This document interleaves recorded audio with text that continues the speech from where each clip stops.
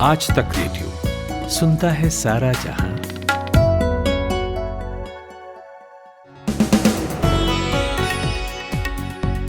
नमस्कार, आदाब। मेरा नाम है जमशेद कमर सिद्दीकी और ये है आज तक रेडियो का डेली न्यूज एनालिसिस पॉडकास्ट दिन भर। तारीख 19 सितंबर, दिन बुधवार, और बिना देरी किए सीधे आपको बताता हूं कि आज हम किन खबरों पर बात करने वाले हैं। सबसे पहले बात करेंगे पंजाब कांग्रेस में सिद्धू के इस्तीफे के बाद मची उथल पुथल से। कौन बनेगा नया प्रदेश अध्यक्ष और क्या है इस राजनीतिक रार का भविष्य। उसके बाद चलेंगे उत्तर प्रदेश और जानेंगे क्या है योगी सरकार का मिशन 84 और कैसी है इसके पीछे की रणनीति, बताएंगे आपको। उसके बाद बात करेंगे जेलों की और जानेंगे कि ऐसा क्यों कहा जा रहा है कि दिल्ली के जेल बनते जा रहे हैं कैदियों के लिए आरामगाह। बात करेंगे इंडिया टुडे टीवी के डेप्यूटी एडिटर और क्राइम रिपोर्टर तनसीम हैदर से।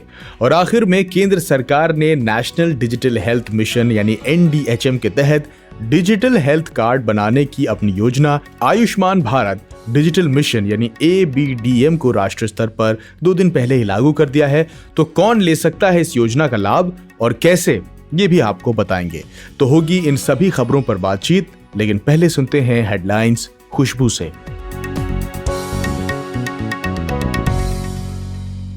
प्रधानमंत्री नरेंद्र मोदी की अध्यक्षता में आज हुई कैबिनेट कमेटी की मीटिंग में एजुकेशन, इंफ्रास्ट्रक्चर और फॉरेन ट्रेड को लेकर कुछ अहम फैसले लिए गए। इनमें 2 रेल खंड में ट्रैक के दोहरीकरण और निर्यात को बढ़ावा देने के लिए उठाए गए कदमों के अलावा मिड डे मील से जुड़ा एक फैसला भी शामिल है।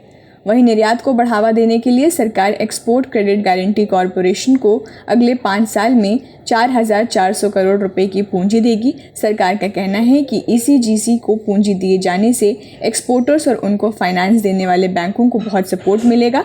इससे 59 लाख नए रोजगार पैदा होंगे, जिनमें से 2,06,000 रोजगार के मौके फॉर्मल सेक्टर में बनेंगे। पंजाब के पूर्व मुख्यमंत्री और कांग्रेस नेता कैप्टन अमरिंदर सिंह दिल्ली में गृह मंत्री अमित शाह से मिलने पहुंचे हैं। हालांकि कल ही कैप्टन ने कहा था कि वो किसी राजनेता से नहीं मिलेंगे।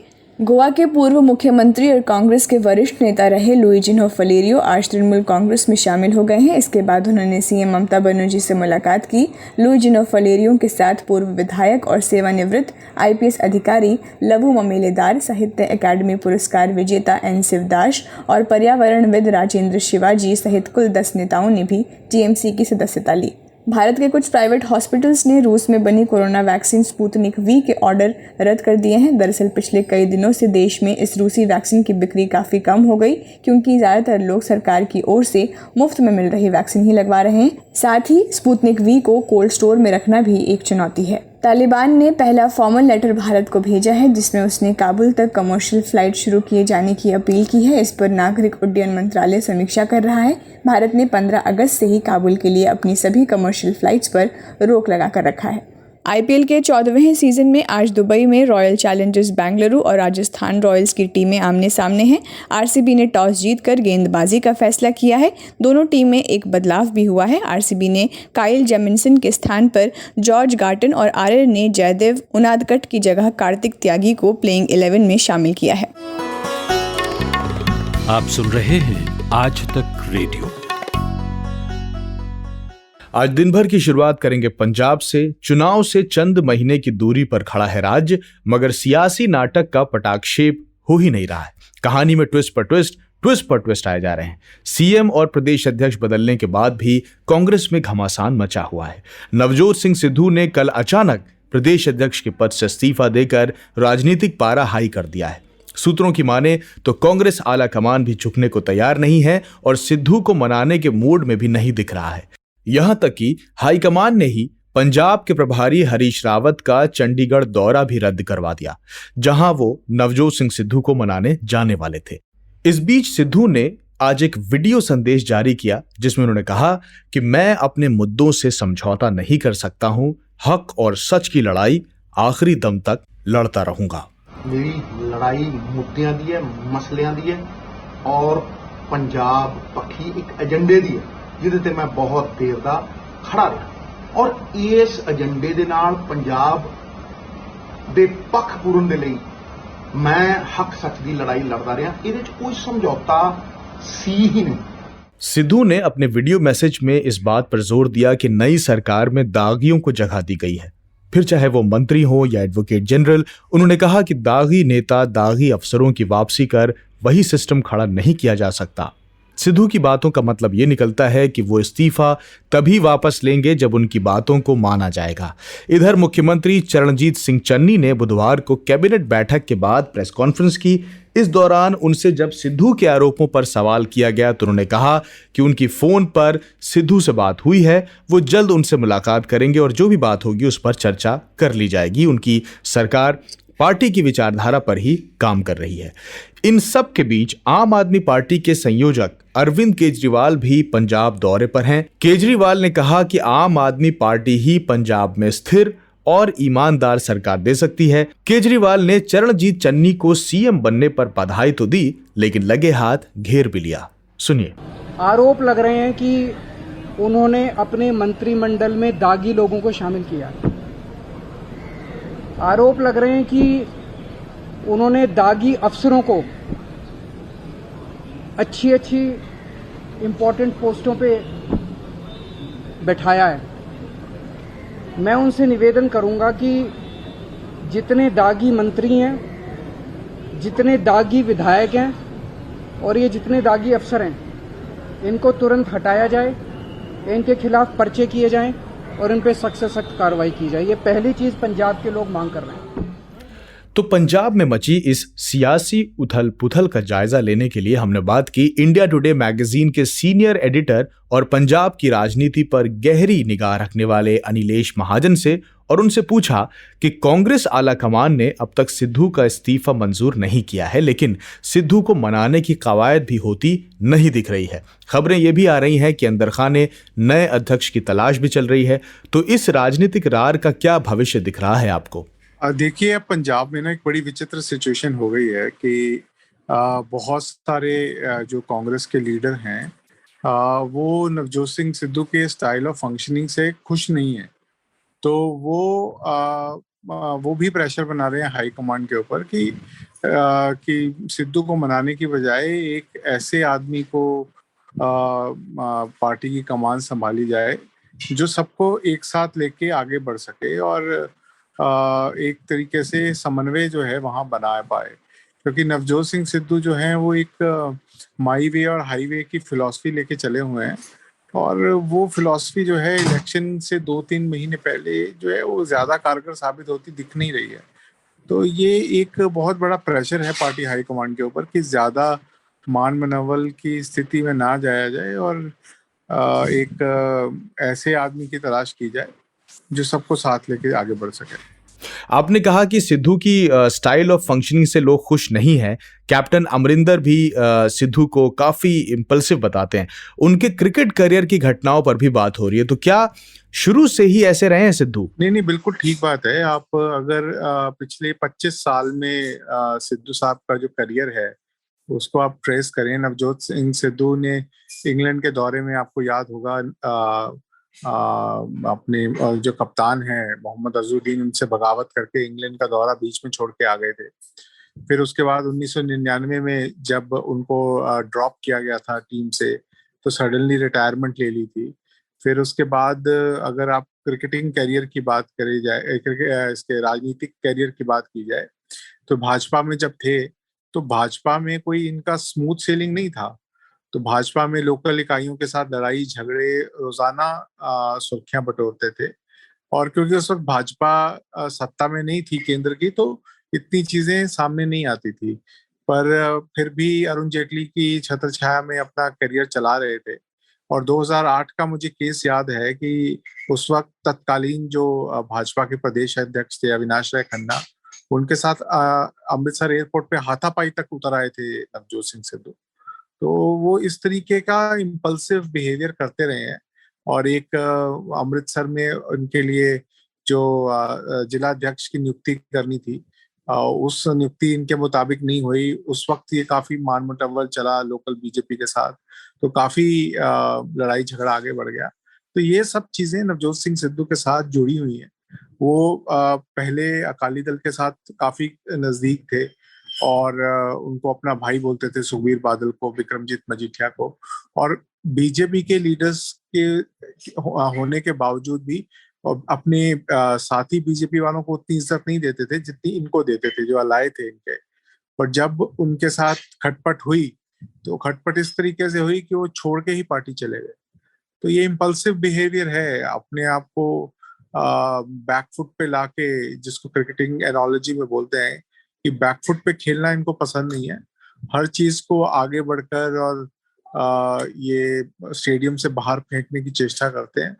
पर इनको ये थोड़ा सा समझना होगा कि राजनीति की पिच के ऊपर अगर बॉल छूट जाए तो आप बोल्ड भी हो सकते हैं, स्टंप आउट भी हो सकते हैं, और अगर आप अच्छे से कनेक्ट ना करें तो बाउंड्री पे कैच आउट भी हो सकते हैं। और इनके साथ ये सब तीनों तरीके की चीजें हो चुकी हैं। इस राजनीतिक रस्साकशी में एक मजेदार चीज देखने को मिल रही है अनिलेश जी, और वो ये कि विपक्ष सीएम चरणजीत चन्नी को बैक करता नजर आ रहा है। चाहे आम आदमी पार्टी हो या अकाली दल हो, कोई भी चन्नी के खिलाफ बोलने से बच रहा है। तो विपक्ष की इस रणनीति के पीछे क्या कोई सोची समझी सियासत छिपी है? देखिए, इसमें ना आपको पंजाब की राजनीति समझनी होगी। पंजाब की राजनीति हमेशा जट सिख के इर्द गिर्द घूमती है। पहली बार कांग्रेस ने एक बड़ा स्टेप लिया है। कांग्रेस के पहले प्रधान रहे हैं, पार्टी के दलित नेता रहे हैं, शमशेर सिंह ढुल्लो रहे हैं, महेंद्र केपी रहे हैं, और अपनी अपनी जातियों के बड़े बड़े लीडर रहे हैं। बट कभी कांग्रेस ने या किसी भी पॉलिटिकल पार्टी ने चीफ मिनिस्टर नहीं बनाया।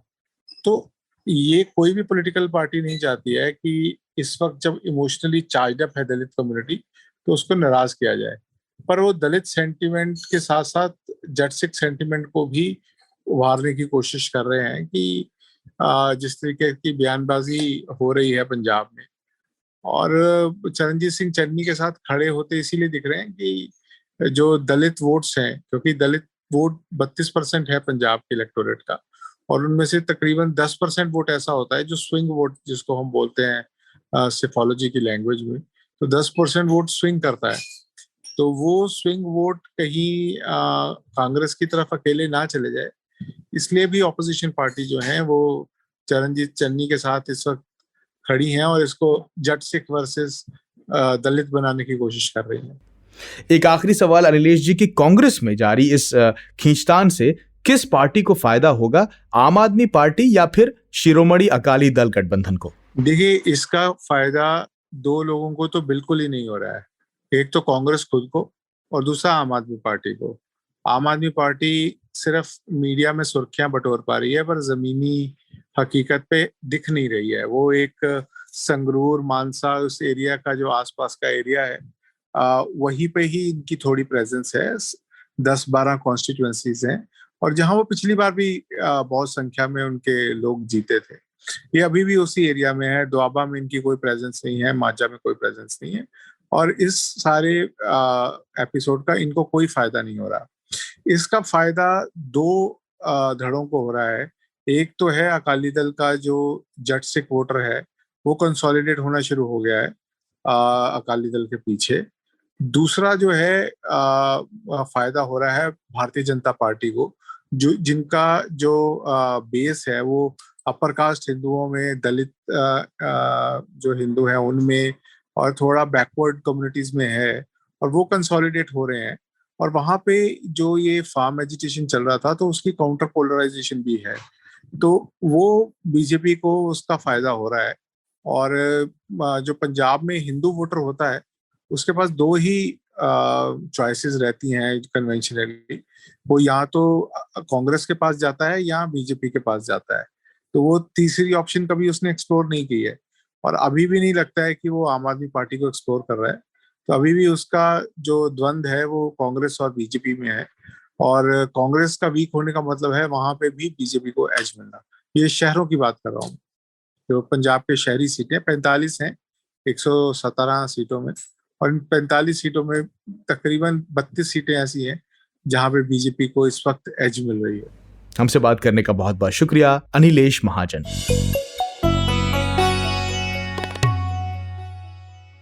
भारतीय जनता पार्टी ने यूपी की सत्ता में बरकरार रहने के लिए सियासी ताना बाना बुनना शुरू कर दिया है।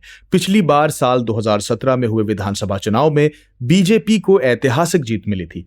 पार्टी ने 312 सीटों पर जीत दर्ज की थी और योगी आदित्यनाथ प्रदेश के मुख्यमंत्री बने थे। लेकिन प्रदेश में करीब 60 सीटें ऐसी हैं जहां पर कभी भी कमल नहीं खिला और मौजूदा समय में कुल मिलाकर 84 सीटें ऐसी हैं, जी हां 84 सीटें ऐसी हैं जिन पर बीजेपी के विधायक नहीं हैं। इन सीटों पर काबिज होने की जुगत में शुरुआत से ही बीजेपी रही है और इसी क्रम में योगी आदित्यनाथ आज सीतापुर के सिधौली और बाराबंकी के नवाबगंज पहुंचे। यहां उन्होंने जनता को संबोधित करते हुए अपनी सरकार की उपलब्धियां गिनवाई और करीब 500 करोड़ की परियोजनाओं का लोकार्पण किया। ये सब 2022 के मद्देनजर तैयार किए गए बीजेपी के उसी मिशन 84 का हिस्सा है जिसमें उन सीटों को टारगेट किया जाना है जिन पर बीजेपी हारी है। तो इस मिशन 84 के तहत योगी सरकार ने किस तरह की रणनीति बनाई है, इसे तफसील से जाना मैंने लखनऊ में आज तक रेडियो रिपोर्टर शिल्पी सेन से। देखिए, बिल्कुल मिशन 84 जैसा कि नाम से ही स्पष्ट है कि उसमें 84 का जरूर जिक्र होगा, यानी कि वो 84 सीटें तो अभी बीजेपी के पास नहीं है। ये वो सीट्स हैं जो बीजेपी हारी है और जैसा आप जानते हैं कि 2017 में जब चुनाव हुआ था तो बीजेपी के साथ सुभाषपा भी पार्टी थी, ओम प्रकाश राजभर की, उनकी भी सीटें हैं क्योंकि अभी वो बीजेपी के साथ नहीं है। इसके अलावा उपचुनाव यानी बाईपोल में भी बीजेपी सीट्स हारी हैं, तो वो भी सीट्स हैं। तो ये 84 सीट्स वो हैं जो इस समय बीजेपी के पास नहीं है और इसके लिए खास एक्शन प्लान तैयार किया है बीजेपी ने। और जैसा आप जानते हैं कि बीजेपी के जो स्ट्रेटेजिस्ट हैं वो हमेशा इस बात पर जोर देते हैं कि जो प्री प्लानिंग है और डिटेल्ड प्लानिंग है वो की जाए। तो बहुत पहले से इसकी तैयारी शुरू हो गई थी, लेकिन अब जो खास तैयारी है वो ये है कि जो प्रदेश के मुखिया हैं यानी कि मुख्यमंत्री योगी आदित्यनाथ वो इन सीटों पर जाएंगे, वो इस पूरे मिशन 84 की कमान संभालेंगे और इन सीट्स पर जा करके वो जनसभा करेंगे और क्योंकि सरकार है बीजेपी की तो वो परियोजनाओं का लोकार्पण और शिलान्यास जहां से कर सकते हैं वहां से करेंगे। और आज भी वो सीतापुर के सिधौली में गए थे और बाराबंकी के नवाबगंज में गए थे। ये दोनों सीटें बीजेपी के पास नहीं है इस समय और वहां पर मुख्यमंत्री ने करोड़ों की योजनाओं का शिलान्यास और लोकार्पण किया और इसी से जनता को ये बताने की कोशिश की उस क्षेत्र की जनता को कि बीजेपी को चुने। और मुख्यमंत्री ने अपने स्पीच में भी कई बार इस बात का जिक्र किया कि किस तरह से बीजेपी सरकार काम कर रही है। तो ये स्ट्रेटेजी तैयार हुई थी काफी पहले और बहुत स्टेप बाय स्टेप बीजेपी चल रही है। सबसे पहले फीडबैक लिया गया था, पार्टी ने फीडबैक लिया था और जो जिलों के प्रभारी मंत्री हैं उनको या जो इंचार्ज हैं उनसे फीडबैक लिया, सर्वेस कराए और उसमें यह पता चला कि कौन सी ऐसी चीजें हैं जो वहां के उस विधानसभा क्षेत्र के लोगों को चाहिए, उसकी तैयारी की और जहां पर जो हो सकता था वो योजनाएं बीजेपी सरकार वहां जाकर के योजनाओं की घोषणा कर रही है, मुख्यमंत्री खुद कर रहे हैं। और एक बात और, पार्टी और सरकार दोनों में कोऑर्डिनेशन तालमेल की बात हमेशा बीजेपी में उत्तर प्रदेश में होती रही है। तो अब मुख्यमंत्री के जाने के बाद बीजेपी के और नेता और जो चुनाव प्रभारी हैं वो भी जाएंगे और वहां पर लोगों से मिलेंगे, यानी कि पूरा एक बैटल ग्राउंड यूपी का देखिए बहुत तैयार हो रहा है और उसमें ये वो सीटें हैं जो बीजेपी के पास नहीं है। इसमें खास होमवर्क करके बीजेपी उसमें आगे आना चाहती है। लेकिन शिल्पी, इन सीटों में ज्यादातर मुस्लिम बाहुल्य और ओबीसी बाहुल्य सीटें हैं। इन पर सपा बसपा भी नजर गड़ाए है और फरवरी में भी बीजेपी ने इन सीटों पर फोकस करने के लिए प्रभारी और कार्यकर्ताओं को निर्देश दिया था। तो तब से 6 महीने से ज्यादा बीत चुके हैं। क्या कुछ हवा बदली हुई नजर आती है आपको? आने वाले चुनाव में कितना फायदा हो सकेगा बीजेपी को इन सीटों पर? देखिए, बिल्कुल ठीक आपने कहा कि बहुत पहले से बीजेपी तैयारी कर रही है, लेकिन वो स्टेप बाय स्टेप कर रही है।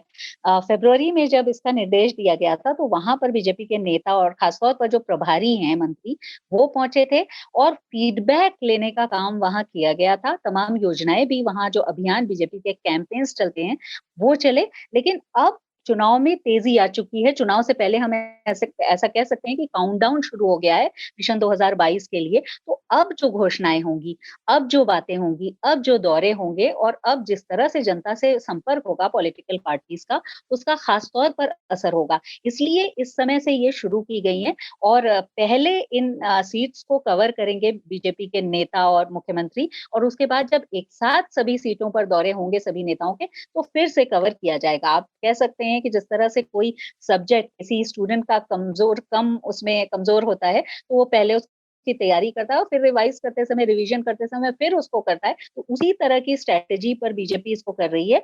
और जैसा कि आपने बताया कि मुस्लिम और ओबीसी बहुल इलाके हैं, आप भी जानते हैं कि इस समय इस बार बीजेपी का फोकस खासतौर पर ओबीसी सीट्स पर तो है ही, लेकिन साथ ही ये बताने पर है कि बीजेपी सबके लिए काम कर रही है। तो उन जगह पर जाकर के, क्योंकि इसका आप अंदाजा लगाइए कि समाजवादी पार्टी या बीएसपी के विधायक जहां पर हैं, उन सीट्स पर जा करके बीजेपी ये बता रही है कि बीजेपी सबके लिए काम करती है और ये योजनाएं, ये परियोजनाएं हैं और इनसे जनता का लाभ होगा। और आप भी ये जानते हैं कि एक सीट पर जब या एक विधानसभा क्षेत्र पर जब पहुंचते हैं नेता, तो सिर्फ परियोजनाएं वहां की ही नहीं होती, बल्कि आसपास के सभी क्षेत्रों को उससे फायदा होता है। और ये वो लास्ट मिनट स्ट्रेटेजी आप कह सकते हैं बीजेपी की, क्योंकि इसके बाद जब होगा तो गवर्नमेंट बहुत कुछ करने की स्थिति में नहीं होगी, तब पार्टी सिर्फ अभियान चला पाएगी। उससे पहले की ये तैयारी तो बहुत ही ये सिस्टमेटिक तरीके से हो रहा है। लेकिन हवा कितनी बदली है, अब आपके सवाल पर आती हूँ,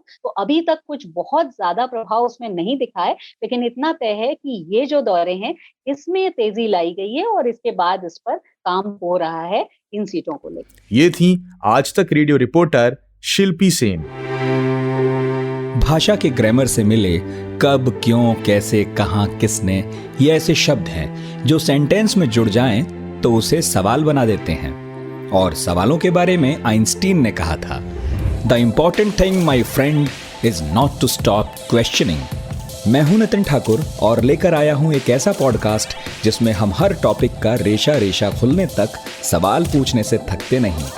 यहाँ हम बात करते हैं समंदर में दफन इतिहास से लेकर आसमान में उड़ते साइंस तक की। तो हर गुरुवार मेरी दुकान पर मिलेगा 4 किताबों के बराबर ज्ञान। आज तक रेडियो पर पढ़ाकू नितिन में, हमारी वेबसाइट के अलावा एप्पल पॉडकास्ट, गूगल पॉडकास्ट और स्पॉटिफाई पर भी। जेल को अक्सर इस निगाह से देखा गया है कि आपको यहां रखकर समाज की मुख्य धारा से काट दिया गया है और इस 4 दीवारी में आपको बेहतर बनाया जाएगा, खासकर अपराधियों के मामले में। लेकिन समय के साथ साथ जेल भी कुख्यात अपराधियों की आरामगाह बनते चले गए। आए दिन ऐसी कई वीडियो सोशल मीडिया पर आती हैं जिनमें अपराधी या गैंगस्टर तमाम तरह के ऐशो आराम के साथ मस्ती करते हुए और फोन चलाते हुए नजर आते हैं। पिछले सप्ताह की ही कुछ तस्वीरें हैं दिल्ली का भीड़भाड़ वाला रोहिणी कोर्ट, और वहां दिन दहाड़े गैंगस्टर जितेंद्र गोगी की कोर्ट रूम के अंदर वकीलों के वेश में आए 2 लोगों ने गोली मारकर हत्या कर दी। मुमकिन है कि टिल्लू गैंग से जुड़े इन दोनों हमलावरों के संबंध में ये बातें की जाती रहीं कि इस हत्या की प्लानिंग और डायरेक्शन भी जेल से मैनेज किया गया। इसी कड़ी में अब खुफिया सूचना यह है कि दिल्ली की जेलों में बंद 5 कैदी पुलिस हिरासत से भागने की फिराक में है। लिहाजा इस सूचना के बाद दिल्ली की सभी जेलों में सुरक्षा कड़ी कर दी गई। लेकिन क्यों यह कहा जा रहा है कि दिल्ली के जेल इन गैंगस्टर्स के लिए एक आरामगाह बनते जा रहे हैं? क्या ये लंबे अरसे से ऐसे ही हाल में है या फिर फिलहाल इस पैटर्न में कुछ तब्दीली आई है? पूछा मैंने इंडिया टुडे टीवी के डेप्यूटी एडिटर और क्राइम रिपोर्टर तंसीम हैदर से। जेलों की जहां तक बात है, दिल्ली में बता दूं कि जो मुख्य 3 जेलें हैं जो तिहाड़ के अंडर में आती हैं, एक तिहाड़ जेल है, एक रोहिणी जेल है, एक मंडोली जेल है। इन अलग अलग जेलों में कैदी अब उनकी जो हार्ड कोर जो क्राइम है उसके हिसाब से और कोविड प्रोटोकॉल के हिसाब से रखे जाते हैं। इससे पहले भी हमने देखा पूरे हिंदुस्तान की अलग अलग जेलों से खबरें आती थी कि टेलीफोन, मोबाइल का इस्तेमाल किया जा रहा है, क्रिमिनल्स कर रहे हैं, उनकी कॉल इंटरसेप्ट की जाती थी सिक्योरिटी एजेंसीज के द्वारा, पुलिस फोर्सेस के द्वारा। अभी जब से ये स्मार्टफोन्स आ गए हैं तब से इन क्रिमिनल्स की एक्टिविटीज और ज्यादा बढ़ गई हैं। वो इंटरनेट कॉलिंग का इस्तेमाल कर रहे हैं जो कि जैमर से इंटरसेप्ट नहीं होते और जैम नहीं होते। तो कहीं ना कहीं इसमें अब अपने वीडियोस भी बनाते हैं, वो जो जेल के अंदर पार्टियां कर रहे हैं उनके वीडियोस सामने आते हैं। अभी हाल ही में जेल से जो इंस्ट्रक्शन दे रहा था इस गोगी के मर्डर के लिए टिल्लू ताजपुरिया, उसका भी वीडियोग्राफ सामने आया था।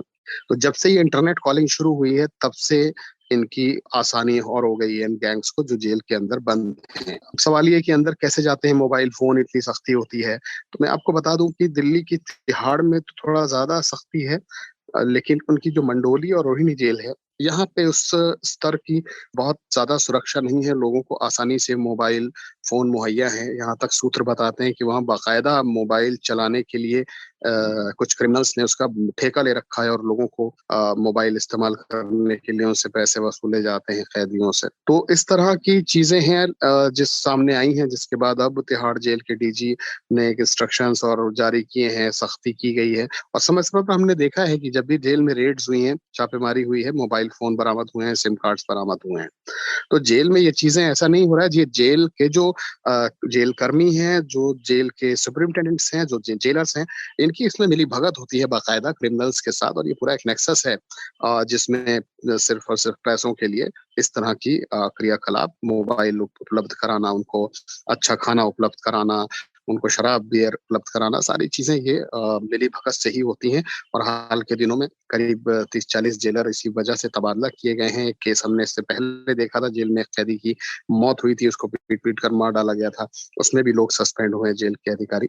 तो ये सारी चीजें जेल का एक बड़ा नेक्सस है और सिर्फ दिल्ली नहीं, पूरे मुझे लगता है हिंदुस्तान के अलग अलग जेलों में इस तरह की क्रियाकलाप और क्रिमिनल एक्टिविटीज चल रही है। तंसीम साहब, क्या कोर्स करेक्शन के लिहाज से महज आश्वासन से आगे कोई ठोस एक्शन भी इसमें लिया जाता है ऐसे मामलों में? क्यों चीजें फिर से जस की तस हो जाती हैं? देखिए, सुरक्षा बढ़ाने के इंस्ट्रक्शंस जारी होते हैं, समय समय पर जेलों में छापेमारी की जाती है एडमिनिस्ट्रेशन की तरफ से, जेल के बड़े अधिकारियों की तरफ से, सरकार की तरफ से, लेकिन उसके बाद फिर ये चीजें दोबारा शुरू हो जाती हैं। अभी मैं बता दूं, जिस दिन ये शूट आउट हुआ है उसी दिन रातों रात जो 2 बहुत बड़े क्रिमिनल हैं, काला जठेड़ी गैंग से जुड़े हुए संपत नेहरा और लॉरेंस बिश्नोई को रातों रात यहाँ से जेल से निकाल के, एक को मंडोली से निकाला गया और लॉरेंस बिश्नोई को तिहाड़ से निकालकर राजस्थान की जेलों में शिफ्ट किया गया। तो अब ये कार्रवाई शुरू हुई है, लेकिन मैं फिर बता दूं कि कुछ दिन तो सख्ती रहती है, उसके बाद फिर वो पुराने ढर्रे पर चीजें चलने लगती हैं। जिसके पास जितना पैसा होगा, धनबल होगा, वो उतना ज्यादा जेल में ऐशो आराम की जिंदगी काट सकेगा, उसे हर चीज वहां पे मुहैया कराई जाती है। अब सवाल ये है कि इसको कैसे रोका जाए। तो उसको रोकने का तरीका यही है कि वहां पे सख्ती हो, समय समय पर तलाशी ली जाए और ऐसे ऑफिसर तैनात किए जाएं कि जो किसी भी हाल में पैसों के जरिए, रिश्वत के जरिए इन अपराधियों को वो मुहैया न कराएं। उनकी सिक्योरिटी के लिए जो इंतजाम है, उनको जो ले जाने वाले पुलिसकर्मी हैं, जो कोर्ट तक ले जाते हैं, उनको ले आते हैं, रास्ते में उनको कोई ऐसी चीज, खाना पीना, लोगों से मिलना जुलने की सख्ती रखें, तो ऐसी चीजें रोकी जा सकती हैं। लेकिन फिलहाल कुछ समय के लिए जब ऐसी घटनाएं होती हैं तो सरकार और पुलिस और जेल सुपरिटेंडेंट्स और डीजी तिहाड़ ये सारी कोशिशें करते हैं, लेकिन कुछ दिनों के बाद ये दोबारा फिर अपने ढर्रे पर ये क्रिमिनल एक्टिविटीज शुरू हो जाती हैं जेल के अंदर से। तो अब जैसे इंटरनेट कॉलिंग है, तो इसको रोकने के लिए कोशिश होनी चाहिए कि इन पे कैसे बैन लगाया जा सकता है, वाईफाई पे कैसे रोक टोक लगाई जा सकती है, जैमर कैसे यूज किए जा सकते हैं। हमसे बात करने का बहुत बहुत शुक्रिया तंसीम हैदर।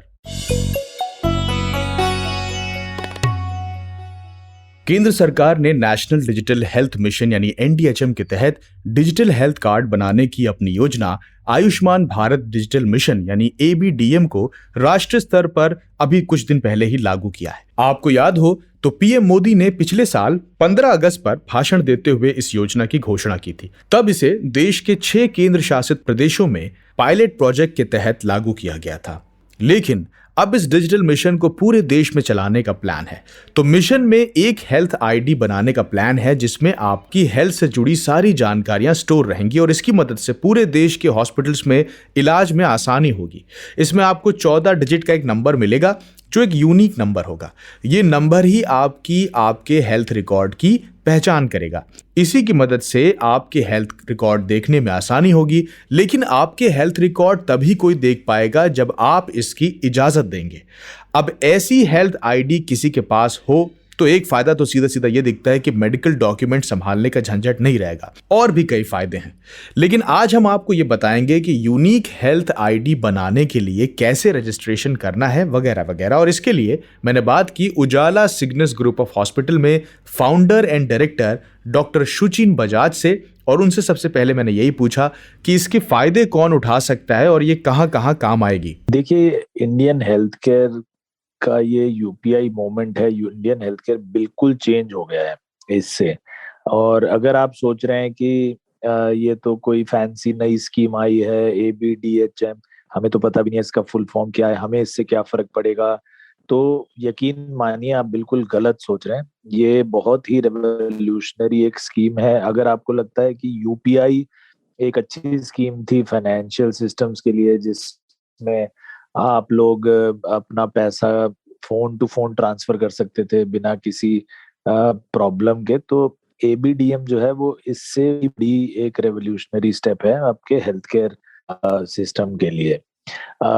एक्चुअली एग्जैक्टली क्या है एबीडीएम, ये समझना जरूरी है। तो देखिए, इसके अभी तक कोई भी ग्लोबल पैरेलल नहीं है। किसी भी कंट्री में ऐसी कोई स्कीम नहीं है जिसमें आपको एक यूनिक हेल्थ आईडी मिले। बट इंडिया में पैरेलल है। इंडिया में जो यूपीआई है वो इसके एग्जैक्टली सेम है। और अगर आप यूपीआई की तरह इसको समझेंगे तो आपको समझने में बहुत आसानी होगी। इसी तरह अगर आप इसमें हेल्थ आईडी में रजिस्टर्ड हैं एबीडीएम में, तो आपने कहीं भी टेस्ट कराया, किसी भी लैब में टेस्ट कराया, और आप किसी भी डॉक्टर को या किसी भी हॉस्पिटल को दिखाना चाहते हैं टेस्ट, तो आपको कोई प्रिंट आउट्स लेने की जरूरत नहीं है, कोई मोटी मोटी फाइल्स ले जाने की जरूरत नहीं है, कोई ये स्ट्रेस नहीं है कि फाइल गुम हो गई, रिपोर्ट गुम गई। हमारे पास कई पेशेंट्स आते हैं जो बोलते हैं जी घर चेंज किया हमने तो हमारी सारी फाइल्स गुम हो गई पिछली रिकॉर्ड्स की। तो उसका कोई स्ट्रेस नहीं है। आप उन डॉक्टर को दिखाना चाहेंगे, आप सिर्फ अपने हेल्थ आईडी के एक्सेस उनको दीजिए। जैसे यूपीआई में कोई पेमेंट रिक्वेस्ट करता है, ऐसे ही आपको हेल्थ इंफॉर्मेशन रिक्वेस्ट आएगी, आप उसको ओटीपी से ओके कर दीजिए तो उनको वो फाइल्स मिल जाएंगी। अगर आप मना कर देंगे तो नहीं मिलेगी। सुचिन जी, ये आईडी हमें कैसे मिलेगी? ये हेल्थ रजिस्ट्रेशन करवाने और कार्ड बनवाने का प्रोसेस क्या है? तो ये आईडी बनाना बहुत ही आसान है, और मैं इस चैनल के माध्यम से सबको इनकरेज करूंगा कि वो जल्दी से जल्दी आईडी बना ले। देखिए, जब ईमेल शुरू हुई थी तो हम लोग जब यंग थे, शुरू में ईमेल्स आई, तो हमने जो आईडीज बनाई वो बड़ी इजी थी। जैसे मेरी आईडी बड़ी सिंपल है, मेरे नाम से ही है, सिर्फ dr.suchinbajaj@gmail.com। बट जो अब यंग लोग आ रहे हैं, मेरे जो भतीजे भांजे हैं, जो बच्चे, उनको इतना इजी नहीं है वो ईमेल आईडी मिलना अपने नाम का। तो वो ऐसा बनाते हैं जैसे शौर्य बजाज 0804008@gmail.com या 113496@gmail.com। उनको ऐसा बनाना पड़ता है क्योंकि उनके नाम से वो आईडी मिलती ही नहीं है। तो ऐसे ही नेशनल हेल्थ आप जल्दी से जल्दी बनाएंगे तो आपको सिंपल अपने नाम की हेल्थ आईडी मिल जाएगी, और अगर लेट करेंगे तो फिर आपको ऐसी कॉम्प्लिकेटेड बनानी पड़ेगी।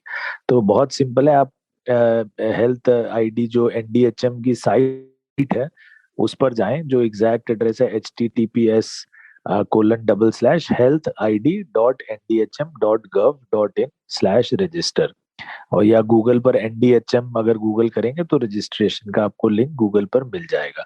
तो इस पर जाकर आप अपनी यूनिक हेल्थ आईडी क्रिएट कर सकते हैं अपने आधार कार्ड के बेसिस पे या मोबाइल नंबर के बेसिस पे। और सरकार ने कहा है कि फ्यूचर में आपके पैन कार्ड या और आईडी से भी ये क्रिएट हो पाएगी। तो जैसे ही क्रिएट होगी आपके पास फिर ये एक 14 डिजिट कार्ड आ जाएगा, जिसमें कि उसमें 14 डिजिट यूनिक हेल्थ आईडी आपकी मेंशन्ड होगी, और वो 14 डिजिट्स आप कभी भी यूज कर सकते हैं अपनी ओटीपी की तरह ही, किसी को भी डेटा देने के लिए या लेने के लिए। अब इस आईडीज में आप तो एज अ पेशेंट रजिस्टर हुए हैं, ऐसे ही हॉस्पिटल्स भी होंगे, ऐसे ही लैब्स भी होंगी, ऐसे ही क्लिनिक्स भी रजिस्टर होंगी। तो प्रोवाइडर्स, पेशेंट्स और एक्सचेंजेस, लॉकर्स, हर कोई इसमें रजिस्टर होगा। तो ये जो भी आप रिकॉर्ड जनरेट करेंगे इसमें, वो जनरेट करके आप डिजी लॉकर में आराम से स्टोर कर सकते हैं, या किसी भी और हेल्थ लॉकर में। बहुत सारे थर्ड पार्टी बन रहे हैं आजकल, तो उसमें आप स्टोर करिएगा, क्योंकि एनडीएचएम की साइट पर कुछ भी स्टोर नहीं होगा। ये सिर्फ एक्सचेंज मीडियम है, तो आपका डेटा बिल्कुल सिक्योर रहेगा। ऐसा नहीं है कि यहाँ पर कुछ आपका हेल्थ डेटा स्टोर हो रहा है जो कि कभी कोई एक्सेस कर सकता है। तो सरकार ने इस पर बहुत ज्यादा एम्फोसिस दिया है कि प्राइवेसी बहुत इंपॉर्टेंट है। ये बिल्कुल यूपीआई की तरह ही होगा। आपके ओटीपी और आपके कंसेंट के बिना आपका पैसा जैसे कोई नहीं निकाल सकता है, वैसे ही आपके कंसेंट के बिना और आपके ओटीपीज के बिना कोई भी आपका डेटा नहीं निकाल पाएगा आपकी आईडी से। बहुत बहुत शुक्रिया हमसे बात करने के लिए डॉक्टर सुचिन बजाज।